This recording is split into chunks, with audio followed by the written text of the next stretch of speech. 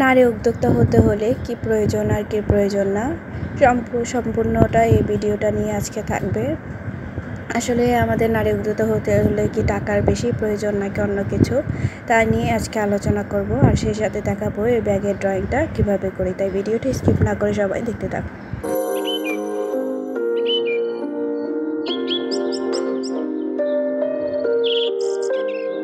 Hello বন্ধুরা, আসসালামু আলাইকুম। লামিজ ডেমে তোমাদের সবাইকে স্বাগতম। দূর দূরান্ত থেকে যারা আমার ভিডিওটা দেখতেছে সবাইকে জানাই অসংখ্য ধন্যবাদ।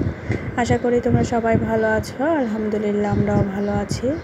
নতুন দিনে নতুন একটি ভিডিও নিয়ে আবার হাজির হলাম। আর আজকের ভিডিওতে তোমাদের দেখাবো যে চটের ব্যাগের বা যে হ্যান্ড ব্যাগ যেটা, ওইটার মধ্যে আমি কিভাবে ডিজাইন করি সেই জিনিসটা। আসলে কোনো কিছুই ফেলনা নয়।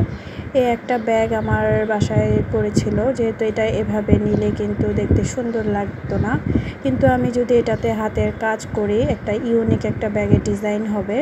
কিছু কিছু জিনিস আছে নর্মাল, কিন্তু কাজ করার পর সেগুলো কিন্তু বেশ গর্জিয়াস দেখতে হয়।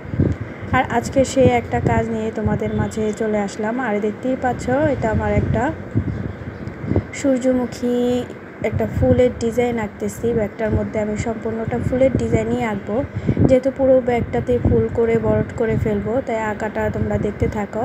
সেই সাথে আজকে কথা বলবো নারী উদ্যোক্তা নিয়ে। আর যেহেতু আমরা নারী উদ্যোক্তা হওয়ার জন্য অনেকে অনেক কিছু ভাবে, অনেক টাকা পয়সা নষ্ট করে বা অনেক চিন্তা ভাবনা করে, কিন্তু কিছুতেই সফলতা অর্জন করতে পারে না। তারও কিছু কারণ আছে। আসলে কি নারী উদ্যোক্তা হতে হলে টাকার বেশি প্রয়োজন নাকি অন্য কিছু প্রয়োজন, সেটা নিয়েই তোমাদের সাথে আজকে কথা বলবো। আর যেহেতু আমি এসব বিষয়ে খুব কমই কথা বলি, কিন্তু তারপরেও আমি তোমাদের সাথে আজকে একটু শেয়ার করব। তাই তোমরা ভিডিওটি স্কিপ না করে সবাই সঙ্গে থাকো আর দেখতে থাকো আমি কিভাবে এটা ড্রয়িং করি, আর আমার কথাগুলো মনোযোগ দিয়ে শুনতে পারো। আসলে নারী উদ্যোক্তা হতে হলে টাকারই প্রয়োজন এরকম কোনো কথা নয়। তুমি টাকা ছাড়াও কিন্তু নারী উদ্যোক্তা হতে হবে। মূলত তোমার নারী উদ্যোক্তা হতে হলে আগে সবচাইতে বেশি যেটা প্রয়োজন সেটা হচ্ছে তোমার চিন্তা শক্তি, আর হচ্ছে তোমার ধৈর্যশীলতা। তুমি কি পারো সেটা আগে তোমার মধ্যে থেকে বের করতে হবে। আসলে আমি এটা বেস্ট পারি বা আমি এটা করতে চাই, এই ধরনের চিন্তা শক্তি আগে মনের মধ্যে আনতে হবে। তাহলেই হয়তো তুমি কিছু না কিছু দিয়ে সফলতা অর্জন করতে পারবে।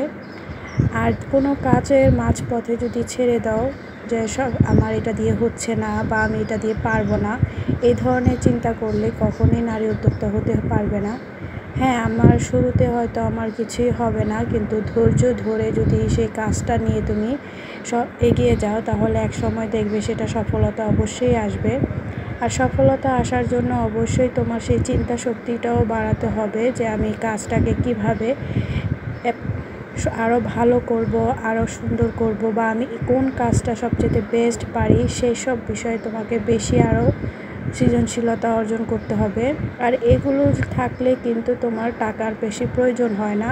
টাকা ছাড়াও মানুষ কিন্তু অনেক সময় নারী উদ্যোক্তা হতে পারে, কারণ তুমি তোমার কাছে টাকা নেই, কিন্তু তোমার সেই সৃজনশীলতা, তোমার কাজের দক্ষতা এগুলো আছে। এগুলোতে দিয়ে যদি তুমি অল্প কিছু সামান্য কিছু টাকা দিয়ে যদি তুমি সেটা শুরু করো, যে আমি ছোট থেকেই শুরু করব, তাহলে দেখবে আস্তে আস্তে সেই জিনিসটা অনেক বড় হবে। তখন কিন্তু তোমার অত টাকারও দরকার নেই যে আমার শুরুতেই অনেকগুলো টাকা দরকার, আমি অনেক কিছু করে ফেলবো, শুরুতেই আমি এটা আনবো এটা আনবো। এরকম চিন্তা ভাবনা না করে অল্প কিছু দিয়েই তোমার যেই দক্ষতা আছে সেটা দিয়ে শুরু করো, তাহলে দেখবে অবশ্যই সেটা সফলতা পাবে। আমি জানি না আমার কথাগুলো কারো উপকারিতা আসবে কি না, কিন্তু আমার কাছে আমি যেটা মনে করি সেটা আজকে তোমাদের সাথে শেয়ার করলাম। আসলে নারী উদ্যোক্তা হতে হলে আমাদের অনেক টাকার প্রয়োজন হয় না। অনেকেই অনেক কিছু বলে যে অনেক টাকার প্রয়োজন হয় অনেক কিছু, কিন্তু আসলে সেটা কতটা সত্যটা সেটা আমি নিজের থেকেই আমি বুঝি।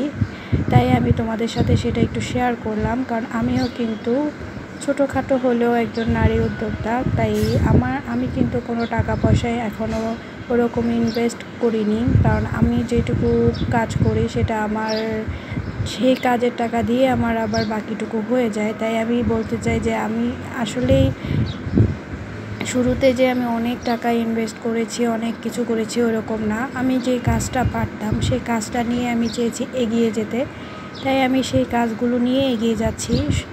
সামনে হয়তো আরও সুন্দর সুন্দর অনেক কাজ নিয়ে এগিয়ে যাব, তাই আগে ওই সৃজনশীলতাটাই অর্জন করতে হয়। এজন্য তোমাদের সাথে আমি সেই জিনিসটাই শেয়ার করলাম যে টাকার থেকেও বেশি যেটা দরকার ধৈর্যশীল আর সৃজনশীল দক্ষতা, এগুলো থাকলেই হবে।